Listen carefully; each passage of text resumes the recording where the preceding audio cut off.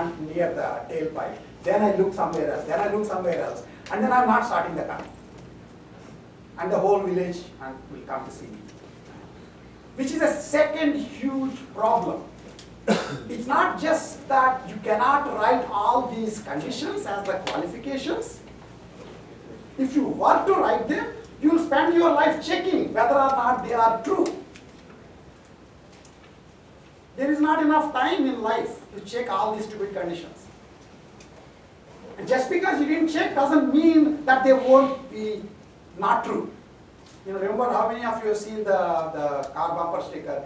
Just because you aren't paranoid doesn't mean they aren't out to get you. But on the other hand, being paranoid is a very inefficient way of life. You see what I'm saying? So it's a huge problem. Basically, this qualification problem is a huge problem. Because of which, we can't use the normal logic that we have learned to use. Something has to change. Now this is where things get interesting. There are a whole bunch of different approaches have been invented over years. Okay, at different points in time. Basically, the idea is sort of model the likelihood. You want to be able to say 85% of the worlds where there was an alarm, John will actually come. So mostly what these kinds of knowledge, in particular the one that we really care about is probability theory, we'll talk about it in a minute. But what they're trying to do is instead of being omniscient and eager, they are ignorant and lazy, which beats the heck out of being omniscient and lazy. Okay? So you write a rule and say, kind of true, this rule is sort of true. That's what you guys said, okay? What do you need for the cars to start? If I have keys, I can do it. If it doesn't work, oh sorry, then maybe something else is needed. I never said it definitely work. I said maybe it will work. And if you say maybe in life, nobody can sue you. Right? Do you see what I'm saying? Logic doesn't tell you to say maybe.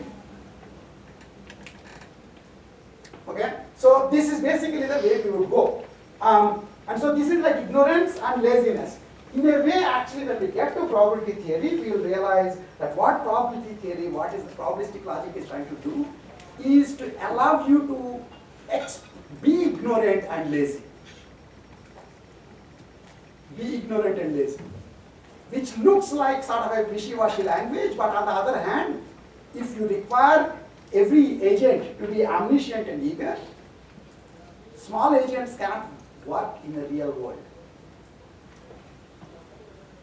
Do you see what I'm saying? They are not the only agents. Little ants are agents.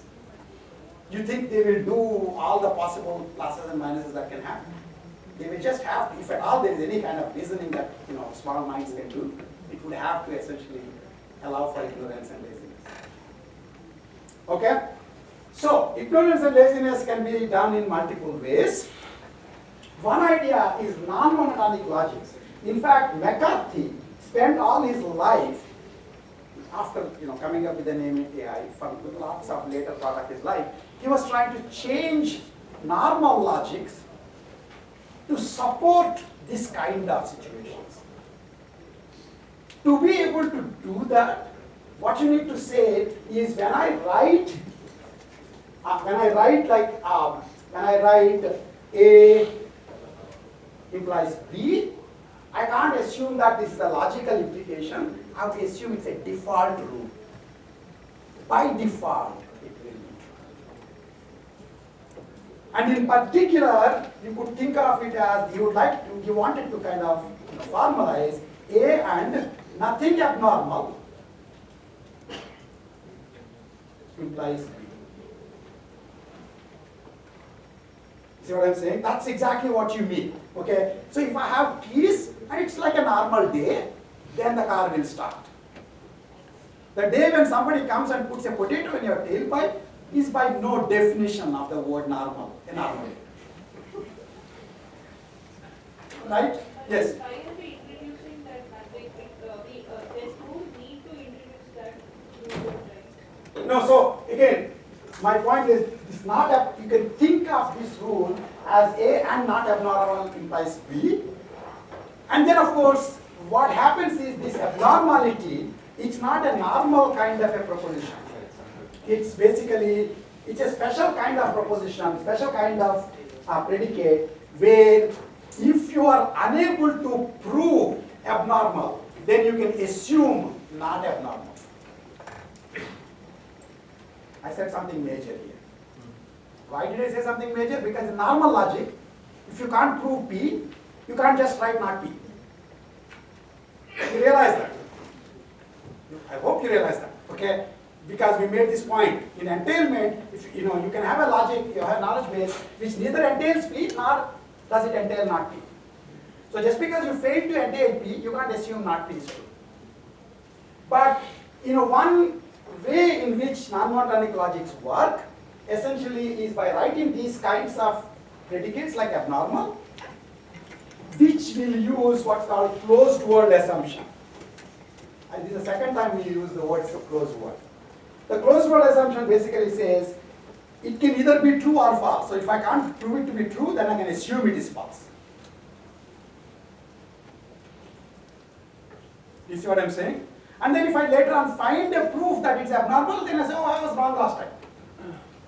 So here is a great, I'll come back. Here is a great non-monotonic reasoning question, a non-monotonic reasoning example. Tweety is a bird. Does it fly? Tweety is an ostrich. Does it fly? Tweety is a magical ostrich. Does it fly? Tweety is a magical ostrich that lost its magic. Does it fly? You see where I am going with this? At every given point of time, you are jumping to conclusions. You could not be like that kid saying, let me not jump to conclusions. I'll figure out slowly what a bus is. No. As soon as I say Tweety is a bird, you have to kind of decide whether Tweety is going to fly or not. And you will assume Tweety is a bird, and nothing abnormal has been told to me about its birdiness. So normal birds fly. Then when you say Tweety is an ostrich, everybody knows ostrich is near a school bus, and so it doesn't fly. Right?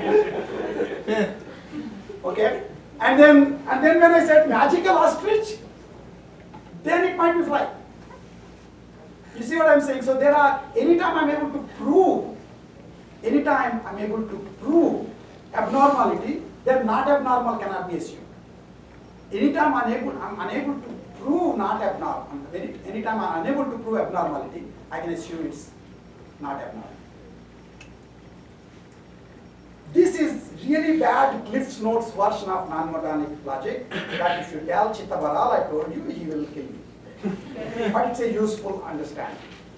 This is basically how you change logics such that they can support default reasoning.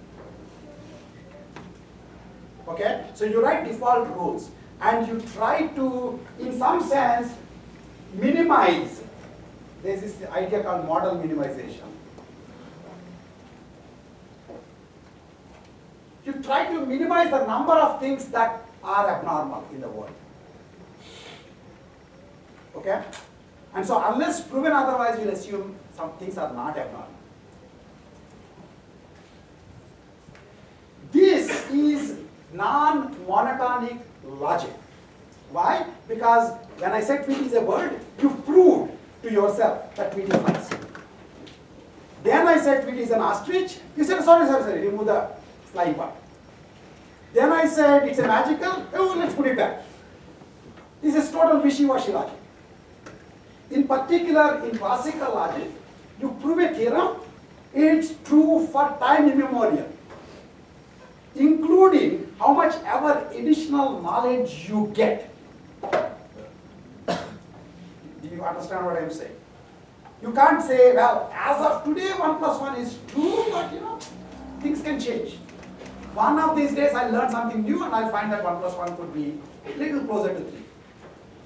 That's not there.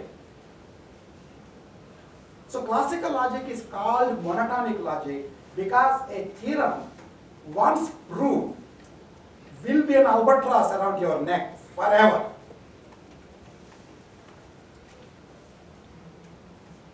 Defeasible or default reasoning is the art of saying yes, and then saying no, and then saying yes, and then saying no. And then be losing elections. Because people will say you're a flip-flopper. You see what I'm saying? But to which you should say, if facts change, I change my mind. What do you do? And that's why nobody will say that ever wins elections. Okay? But the reality is, we live in a default, a world of default rules. And based on what we know, we come to a conclusion. And then when we know more knowledge, we need to be able to say, we no longer believe in that conclusion. Okay? This is how humans actually work, not politics. Even politicians work like that, except the opponent does it, then that will be bad for the opponent. You'll make a nice advertisement saying flip-flop. Okay? But keep that in mind, that's non-monadic logics. The other, let's see. So, in fact, this I actually should mention that when we're going from logic to probability, one of the interesting things in AI is there's been a long controversy, which looks quaint now, but there was a long controversy as to whether you should represent uncertainty using numbers. Probabilities represent uncertainty using numbers. And in the beginning, for quite a long time in AI, in 80s and especially mid-80s, people essentially assumed that you cannot have numbers in AI. Okay, and you're thinking, of course, I would not have allowed that. But then, there were some times when people thought, you cannot possibly say sun is in the center of solar system. You say so, Pope will kill you. Okay? Anyway, so this is a Tweety flies example. You can do it in both ways actually. One, of course, is bird X flies X, bird Tweety. If I tell you Tweety is an ostrich, blah, blah, blah, all this stuff, and you throw in the abnormality to deal with it. That's non-monadic reasoning way. The other way is using probabilities directly. So you would write, how many of you remember conditional probabilities? Okay, so you write conditional probabilities. Probability Tweety flies, given Tweety is a bird, is 0.99. Because all birds sort of fly. Okay? And probability Tweety flies, that Tweety is a bird and Tweety is an ostrich, is 0.4. You notice as the evidence increased, the probability reduced. That's like you almost disproved a theorem that you proved to yourself. Probability allows that. Okay? And similarly, probability that Tweety is flying, given Tweety is a bird, and Tweety is an ostrich, and Tweety is a magical ostrich, is 0.8. I can write all this stuff up. In which case, you will be able to then, given the amount of knowledge you have, you can give a probability that Tweety will be flying. Which is basically how you deal with probabilities. But the point is, I want you to think of what we do in probabilities from the context of logic. In some sense, that's what we're going to do in today's class. But as I said, even though this is like more or less obvious thing to do, given that everybody has learned probabilities, even people in 80s have learned probabilities, it turns out, in the community itself, there was a huge push against probabilities. Okay? So for example, in fact, there was a push against logic. When AI started, we were smart enough to realize that all the other people were dumb. All the scientists, all the philosophers, everybody who came before us were dumb. Okay? So we must start things from scratch. So we reinvented nice square and rectangular and triangular wheels for quite a while before we started using the existing wheels.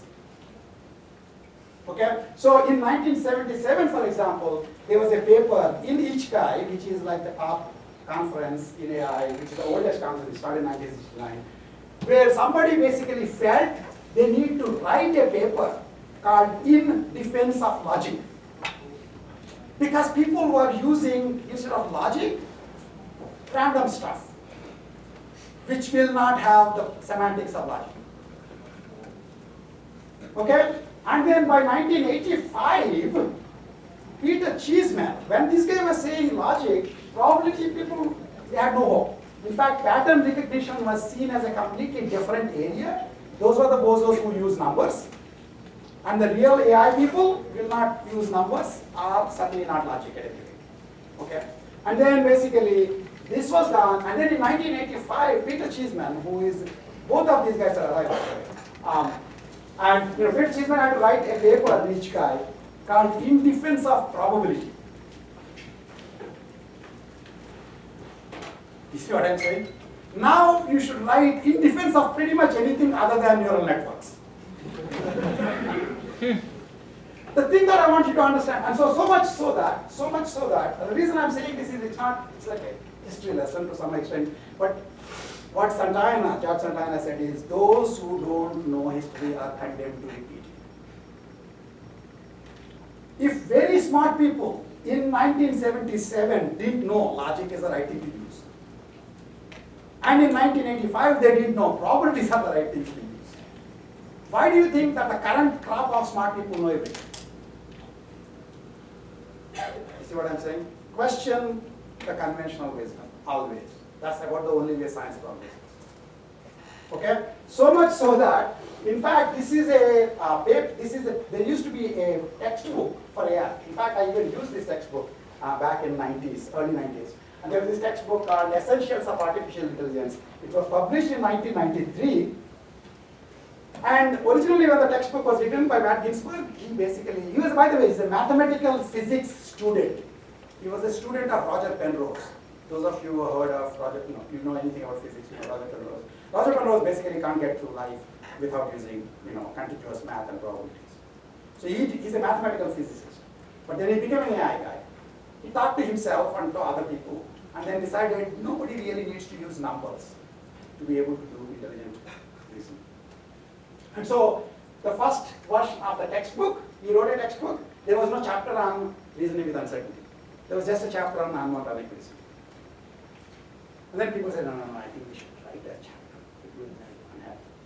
And so he wrote a chapter, and the chapter is more of an apology that he was forced to write a chapter on probabilities. I kid you not. You can buy this stuff on Amazon. And by the way, Matt Ginsberg is an extremely smart guy. Way smarter than most of us. Once again, my point is, don't assume what you read today is the end of knowledge. Okay.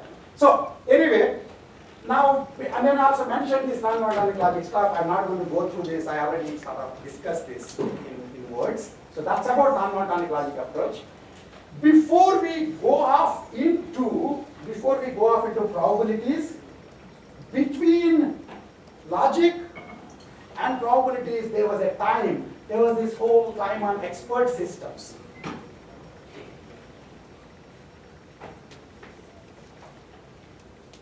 Expert systems were in 80s to early 90s. And for the longest time, these expert systems would try to reinvent probability for the dummies. See, when before the rule-based expert systems were trying to reinvent logic for the dummies. And then rule-based expert systems with numbers called certainty factors will try to invent probability for the dummies. I will tell you how they reinvented it, because one of these days you too will reinvent it, and then you have to stop yourself. Okay? It's a very tempting idea. The basic idea would be, instead of just saying A implies B, I'll say A implies B 0.7. You would have thought about this, come on. It looks like a nice thing, a little number. And then you do some kind of a proof, you add, multiply, divide numbers. And then say, this is the certainty of my answer. But then when it implies, how can it be partial? This is what I'm using right now. Again, you're talking about logic semantics. I'm just saying this is a new kind of a language. And then when they try to give semantics to it, they fell flat on the face. But when things are working, people don't ask for semantics. When expert systems were working, in fact, MySim, which is the first medical expert system, which started the huge AI industry revolution, was using certainty factors.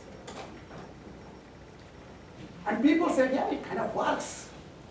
Just the same way you're saying, yeah, the neural networks are kind of working. Theorems and theory are bozos in the schools who care about. Industry wants to use the technology that is there. Okay? So, the problem, of course, with certainty factors is that they are trying to do probability into something like logic. In particular, they're trying to make it what's called truth functional. That means somehow you should be able to compute the probability of something by just the numbers involved in proving it. Just multiply, add the numbers involved in proving it. I won't tell you how, in fact, the textbook has a chapter on certainty factors. You should read it just so that you won't use it. Right? And it's like very, very tempting. It looks like the idea, the kind of idea you would have come up with. In fact, believe it or not, it's a kind of idea that people in every other area have come up with. How many of you know databases? Have you heard of things like functional dependencies? Have you heard of things like approximate functional dependencies? A functional dependency holds like all the time. Approximate means it sort of holds. People try to model approximate functional dependencies as certainty factors. This was like a couple of years back. So don't assume that people, just because something is known to one human, it becomes common knowledge to the human race. Okay? So basically the problem that occurs if you use certainty factors is you can get into circular reasoning. Okay? Imagine you have something like this. Rain implies grass will get wet. 0.9. And then if grass is wet, it implies rain might have happened with 0.7. Nobody ever said that the rules have to be in only causal direction. In fact, you may not even know what the direction is, what causes are. So if I have rules like this, I can get a nice loop. So raining is causing grass to get wet, which is causing rain to happen more, which is causing grass to get even wetter, and so on. This is the circular reasoning. Now people will say, no, it did happen in the time when we are using MySQL. How do you know? The same way you would say, the neural networks are behaving completely right when people are using them for X-rays to figure out what diseases people are suffering from. How do you know? Because you haven't yet found a catastrophic failure. Theorems are about not waiting for the failure to occur. Okay? So that's certainty factors. We tried this and we gave up. Then this is some other stuff that lots of you people still think is a deal. After two bozo ideas that people want me to talk about, one is genetic algorithms, the other is this fuzzy logic. Both are, to me, bozo ideas. Okay? One of these days, all of you will realize this. But anyway, the textbook also basically believes this.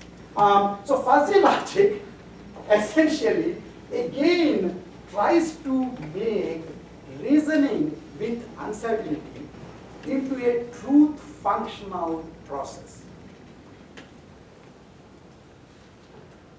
Okay? So that makes it easier to do inference, because once we get into probability, we'll see probabilistic inference is actually costly. Okay? So here is the idea of fuzzy logic. Each proposition has a degree of truth, even in a given word. In propositional logic, each proposition is either true or false in each one of the rows. Fuzzy logic says in a particular row it is 0.7 true.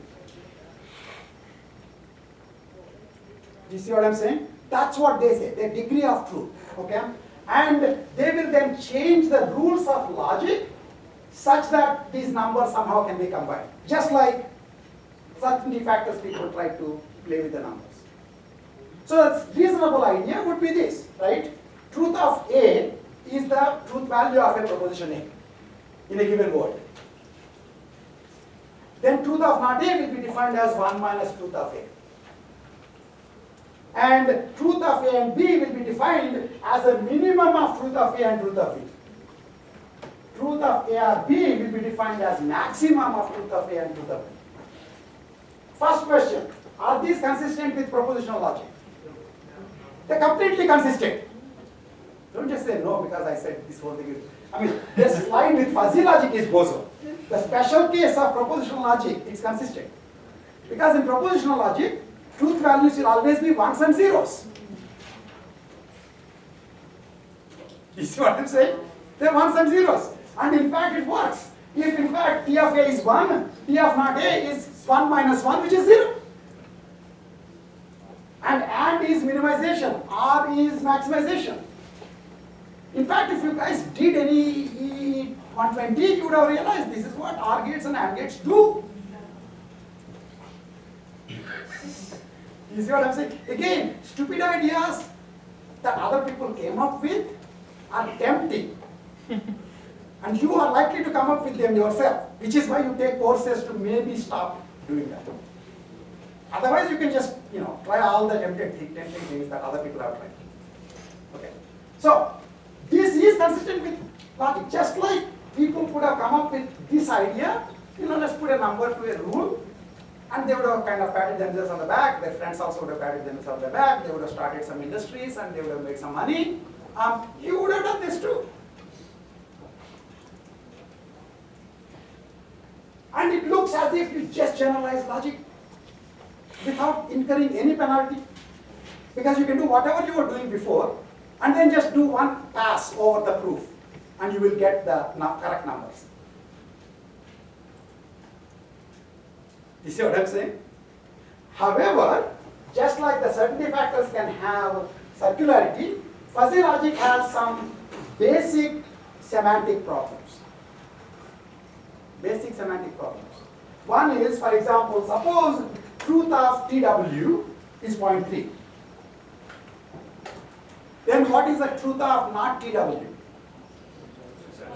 0.7. So then what is the truth of TW or not TW? 0.7. How can it be that the truth value of TW or not TW be 0.7? It should be 1. Do you see what I'm saying? So this basically will be, I'm sorry, before puppies. This will be, puppies are coming very soon. So truth, basically this is a problem. You need to make some sense of it. Just like those guys would say, no, we won't do that. We'll be careful to not get into cycles. That's not the way you make math. You should not have to be looking over math to see how the math is working. Is what I'm saying. Just like that's as dumb an idea as, I'm using inequitable heuristic. Sometimes it seems to be giving optimal. I'll just check whether it's optimal or not. That will be dumb idea. Because checking whether something is optimal is that you have to do the full search yourself to figure out what the optimal solution is. Check if it is the same as that solution. That's a pretty dumb idea. You see what I'm saying? Okay, so this basically you would then basically say this is equal to 0.7. But then how can that make sense? What exactly is the Kool-Aid that you have drunk that you are happy with this? Okay? Now, having said this, people will still argue that this is complicated. You can deal with stuff. Okay? So in fact, one of the interesting things is, of course, just like certainty factors were used by Mycin to do better than Stanford doctors, or probably bozos, but they did better than that in doing internal medicine. Okay, how can it be wrong? If you can do better than Stanford doctors, you must be right. Right? Similarly, fuzzy logic has been used by the Japanese washing machines. Anything that Japanese washing machines use must be clever stuff. How can it be wrong? Fuzzy controllers are all over the place. Again, I'm going out on a limb here because there would be fuzzy logic courses you can take and be semester long. Maybe your yearly long, but two. Okay. But you have to understand that there are huge semantic problems with fuzzy logic, which is why you almost never see fuzzy logic papers in any of the AI conferences. You see what I'm saying? Okay? Now, How many of you completely realized that this is still different from probabilistic logic? Is it different from probabilistic logic? You know some sort of probability reasoning. I'm going to get you into it, but you know about probability reasoning. Is this the same or different? Why is it different? For the relation between events. Both of these are talking about likelihood. So how can it be different? It doesn't talk about the inputs, like if B has occurred, how is the body of A event? That's where the puppies have to be seen. If you want to talk about probability, you put things in an urn. Remember? You always need urns. Right? So here is an urn full of white puppies and black puppies, diverse puppies. And you normally do the usual thing. You close your eyes, put your hand, and hoping that the puppy doesn't bite you, you pick one puppy up. You close your eyes right now. Okay? Right now, how many? So 1, 2, 3, 4, 5, 6 white puppies, and 1, 2, 3, 4, 7 black puppies. So I close my eyes, put my hand, picked up a puppy. I didn't yet open my eyes. I want to know what's the probability that I'm holding a black puppy. 7 by 30. You all understand this, you know. You should obviously pat yourself on the back. You know what's up. Right? Okay, 7 by 30. So now you open your eyes. Do you see a 7 by 13 black puppy?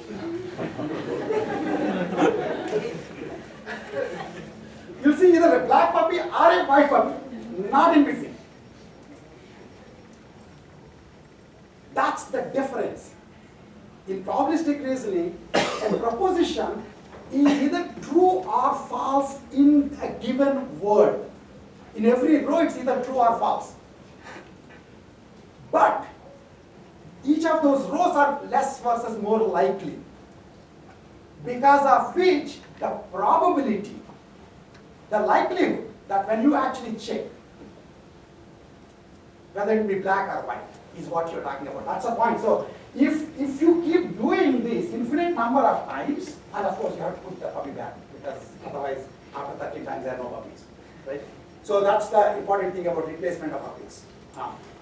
So you keep putting puppies in, and then you pick up, check, put it back, etc. If you do this about 1,000,000 times, then when 7/13th number of times, you would have seen a black puppy.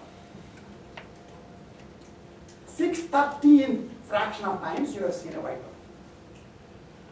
You would never have seen a brown puppy. You would never have seen a puppy which has half black, half white, which are really the cutest puppies, but you wouldn't have seen them. You see what I'm saying?